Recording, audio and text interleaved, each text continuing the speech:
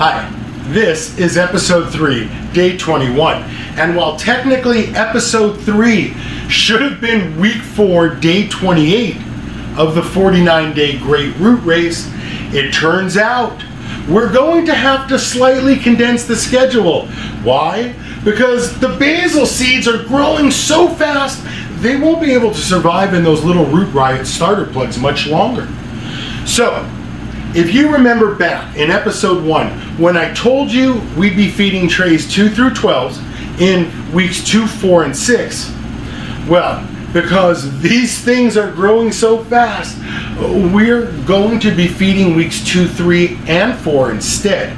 And then we'll do a final review on week 5, day 35, before we start transplanting them into smart pots and growing them out. If we can keep them in here that long. We may have to condense this schedule even more. We'll just have to wait and see. And for the record, I am literally as surprised as you are. Like, what the fuck do I know about basil? I do cannabis. Know what I mean? Anyway, the theme of this episode is still overwatering. And this will still be our second of 3 feedings. And since the plants are bigger now, during this episode, we're going to decide if we should remove the Mondi humidity domes, maybe turn on the other 2 bulbs and the Nickel City Bad Boy T5 lights, maybe increase the volume of Clonex solution we're feeding with from 5 mils to 10, and because everything is growing so fast, I thought we should do our first product comparisons this week to see if anything stands out yet. So keep watching. Maybe you'll learn something. I hope I do. And this is a 7-week, 5-video series where we grow basil from seed. That way, we can test and compare the products I sell in my hydro store, so we can finally, once and for all, figure out not only what works best, but how best to use the products. And while later in the video, we'll be mixing nutrients, watering, feeding, and comparing plant growth. For now, let's start with an introduction. Hi, I'm the Grow Boss, and this is my hydro store, where I get to meet lots of growers and listen to their stories, which is exactly how I wrote my book, The Grow Book and Equipment Guide, because for years now, I've been collecting and writing down all the questions my customers ask. And if at any time during this video, you want to find your closest hydro store, or where you can buy my book, or any of the other products you see in this video, just click the opportunity button when it pops up, or go to everyhydrostore.com. And now that you know that, let's catch you back up on what's already happened before we go on. In episode 1, day 1, the theme was promises and temptations, and I introduced you to all the equipment we'll be using and the rules of the Great Root Race. We mixed some pH-adjusted 6.0 Ultimate RO water. We planted 600 basil seeds, and then we watered everything except tray 1, the control tray with Clonex solution. And in episode 2, week 2, day 14, the topic was root booster or root buster, and we fed trays 4 through 12 their first of 3 feedings. And for this episode, I thought I'd start with the lesson, overwatering, because it's a long one.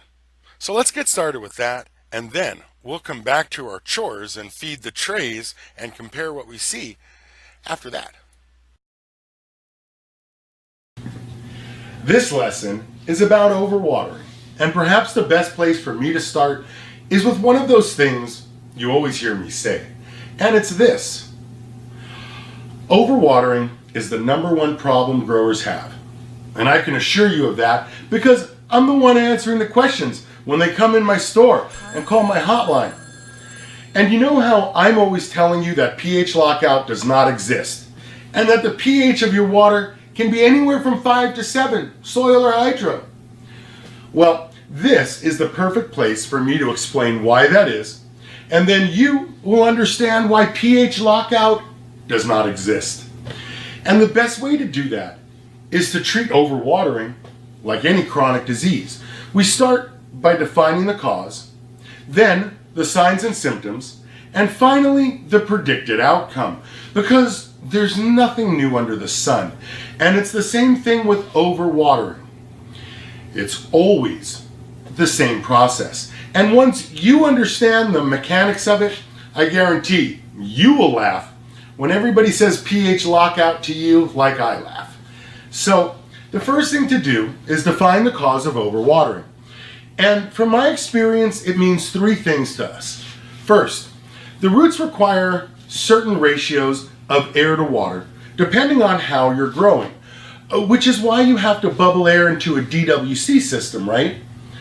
That also means your roots require a certain amount of dry time in relation to bucket size and plant size. And if we look at the explosive growth, high oxygen systems like aeroponics and DWC systems have, what do you notice they all have in common? That's right, a higher air to water ratio surrounding the roots. And when you look at grape growers, how do they water? That's right, on one side of the vine 1 week and on the other side the next. And do you know why they do it like that? They say it's because making the roots work for it increases both the root mass and the sweetness of the grapes. So, basically, like everything else over time, Group 85 has convinced everybody that more is better. And the more of you that listen to their advice, the more of you that fail. Now, I'm not saying to wait until the plant droops from not enough water. Quite the opposite. What I'm actually suggesting is this. Grow in a bucket so big you don't have to water for at least a week, instead of a bucket so small that you have to water every day. And statistically, and because I'm the guy answering the questions, I'll tell you, if you're in there watering 2 or 4 ounces or some little nonsense every day, or you're in there scratching at the top 2 inches of the media, trying to determine if you have to water again, stop. Just stop, because that's not how we do it in Club 15. But before I tell you about that, let's start feeding our control trays, and then later we'll talk a little more about overwatering and what it actually does to the roots. So let's start with trays 1, 2, and 3, our control trays.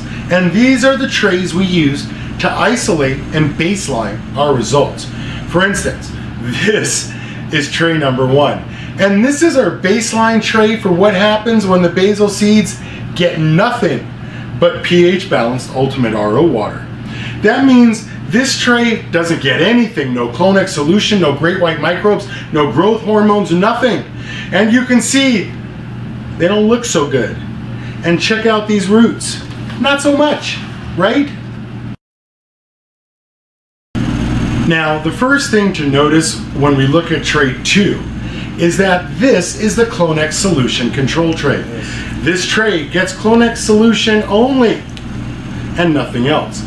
And the reason this tray is important is because this is the tray that we're going to be comparing everything else to, right? Like clearly, we're not going to compare all these healthy, well-fed trays to tray number 1, a tray that got nothing, and call it good. That's why we did this tray, tray number 2. So I can show you what feeding with nothing but Clonex solution looks like. So we can create a baseline for the rest of the great root race, because everything else except tray 3 gets Clonex solution in addition to whatever we're testing. And this is tray 3, and in it we're isolating and baselining the mycochum from great white, because we're adding it to tray 5 along with the great white, and tray 7 where we're testing the orca.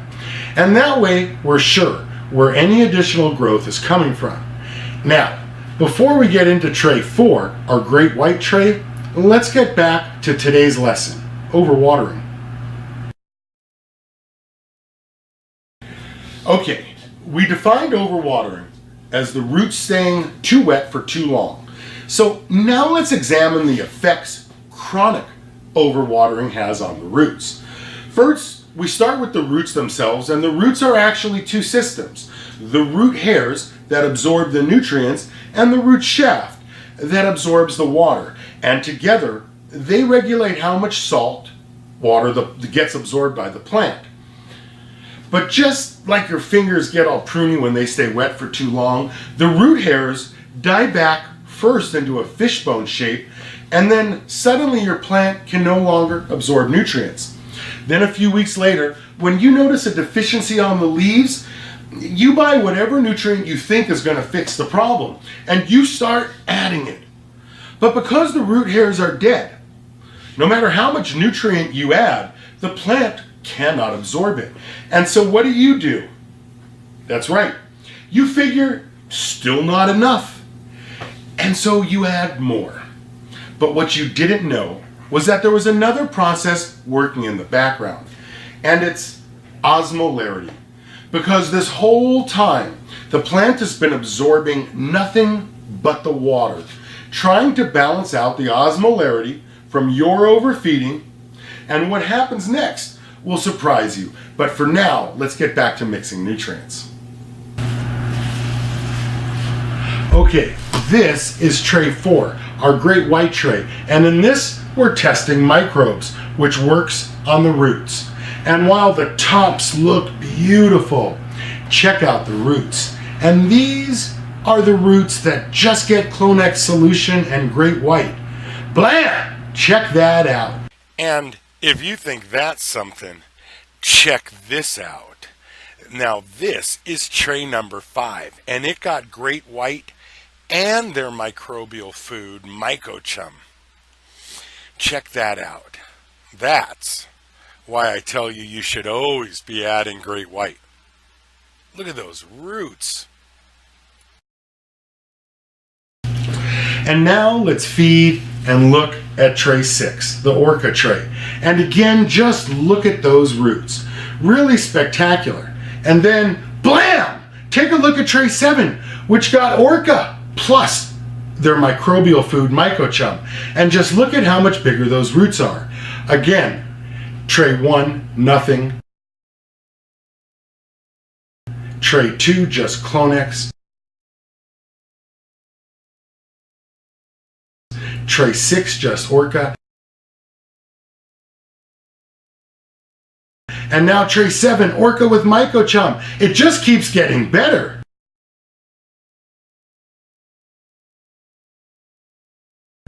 Now, before we feed and water trays 8 through 12, let's go back to the lesson, overwatering.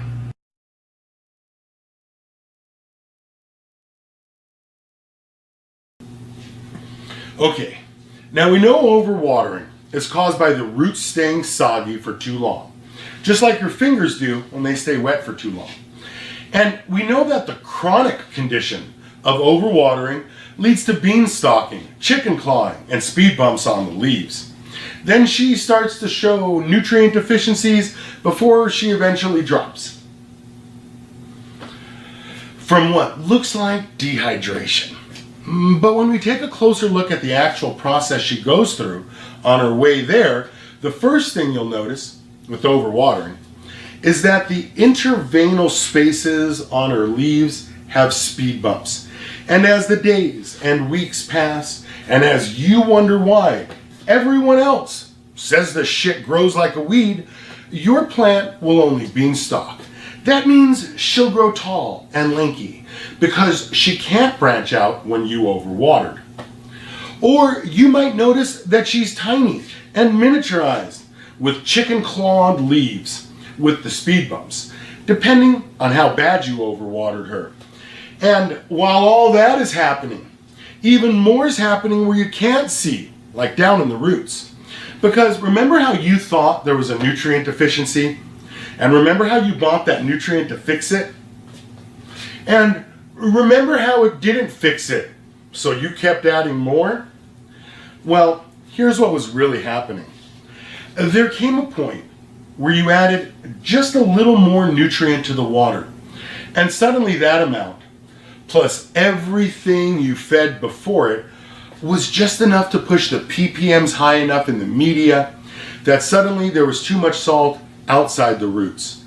And suddenly, all the water, rushed from the leaves, down the plant, and out into the media, trying to balance out the osmolarity. And bam! All her leaves drop, like she's dehydrated. But when you lift the bucket, the media is still heavy and full of water. Usually it happens about the second week into flower, when the leaves suddenly yellow from the bottom up, because the roots can't support the sudden growth that happens during the transition into flower. And while you're putting all that together, I'm going to do some more chores, and then we'll finish up this episode's lesson, overwatering. Okay, this is tray 8, and in it, we're testing Clonex solution and Root by Humboldt nutrients. Now, when we look at the plants above the Root Riot starter plugs, we can see the Roots by Humboldt nutrient tray is a little bigger than the Clonex solution tray. But that's to be expected. Why? Because when we look at the bottom of the Roots by Humboldt nutrient tray, we can see the roots are bigger too. And what do I always tell you about roots? That's right, the bigger the root, the bigger the fruit. And it's the same thing in tray 9. This is our green fuse tray. And just like this tray, Roots by Humboldt nutrients, the green fuse acts upon the roots directly, so it doesn't start working until there are roots. That said, I just want to point out that we're 21 days into the Great Root Race, and where microbial products like Great White and Orca can work their magic on just the tiniest of starter roots. And since they've been working their magic since about day 3 when the seeds popped, products like Roots by Humboldt Nutrient and Green Fuse can only work their magic on the actual roots, and have therefore only had the last 10 days or so to really work their magic. So in terms of these two trays, trays 8 and 9, we should continue to see even more growth now that there are actual roots. Woo, tray 10, and this is the green pad tray, and I just want to point out, while the roots may look bigger than the Clonex solution tray, technically this was the first tray to start turning yellow, and this was the tray that made me realize we were going to have to change the schedule from a 49-day race to a 35-day race. Why? Because yellowing means this was the first tray to run out of nutrients. And what that means is that this tray converted more light into sugar and used up the same nutrients we were feeding to all the other trays faster. How do I know that? Because growing plants is based on the law of minimums. And when we look at the photosynthesis equation, there are only 3 factors: light, water, and CO2. And that means when we added more CO2 using with the Green Pad Junior, everything else happened at a faster rate. And therefore, this tray consumed its nitrogen faster and suffered a deficiency because of it sooner. And it showed us in a way that no other tray did, as evidenced by the yellowing of the leaves. Okay, let's get back to this lesson now, and when we come back, I'll show you trays 11 and 12, our mystery trays, and then we'll finish up this episode. So, we know overwatering rots the root hairs, and that the root hairs are responsible for absorbing the nutrients. And we know that overwatering changes the shape of the plant and beanstalks her before killing her directly. And we also know that more oxygen and not more water at the root zone is what actually increases root growth. So we can conclude that more watering is not necessarily a good thing, and for sure is not directly related to more root growth. Which is why I always tell you pH lockout is never the problem, and that it doesn't even exist, because I just showed you the entire cause and effect chain of what actually creates the problem known as nutrient lockout. And never once did I mention the pH of the water, which is also why I told you back at the beginning, after watching this video, you'll laugh at anyone that ever tries to tell you it's pH lockout. So, in conclusion, what actually happened was that you misdiagnosed the problem, and therefore, by definition, could not apply the correct solution, which would have been to decrease watering and add great white microbes to repair the roots. Now, let's go over what we're doing in the next episode, and then we'll wrap this one up. And I know we were going to decide if we were going to lift the Mondi humidity domes off the trays yet, and maybe turn on the other two bulbs in our Nickel City Bad Boy T5 lights, and increase the Clonex solution from 5 mils to 10. But after looking at just how great the starts look, there's no way I'm going to increase the lights yet, because everything still looks great. And this is an important decision, because the temptation is always to do more, isn't it? And more light is an easy conclusion to jump to, right? Because this is all about the light, so they must want more of whatever it is we're doing, because more is better, right? Wrong. And I'm gonna leave the Mondi domes on and keep the lights at 2 bulbs for a little while longer. But judging by the paling of the leaves on the plants, I think we should definitely increase the Clonex solution to 10 mils from 5 now. And in the next episode, episode 4, week 4, day 28, humidity and humility, not only are we going to do our third and final feeding, we are really going to get into comparing root growth too.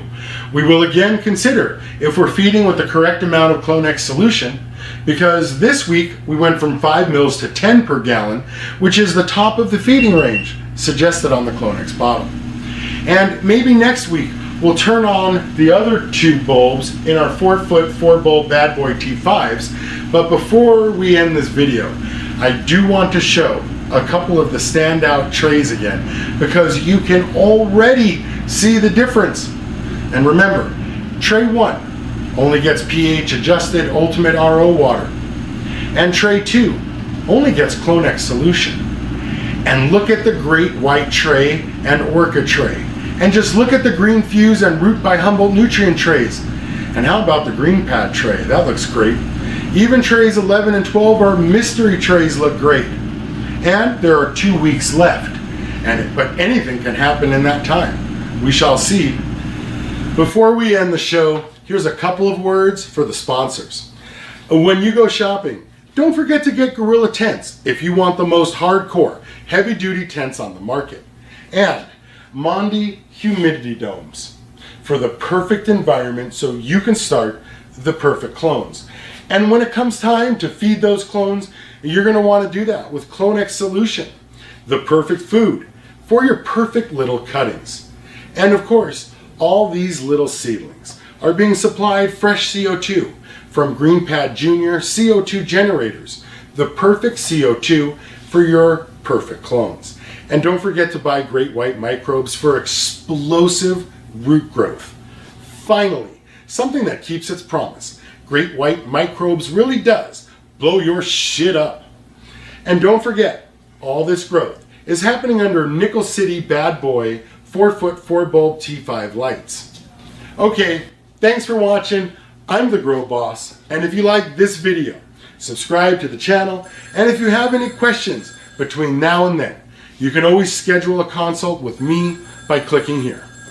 Trust me, I know how much you've spent and how much time you have invested in this, and I promise, I can fix your garden in about an hour. So call me before you quit.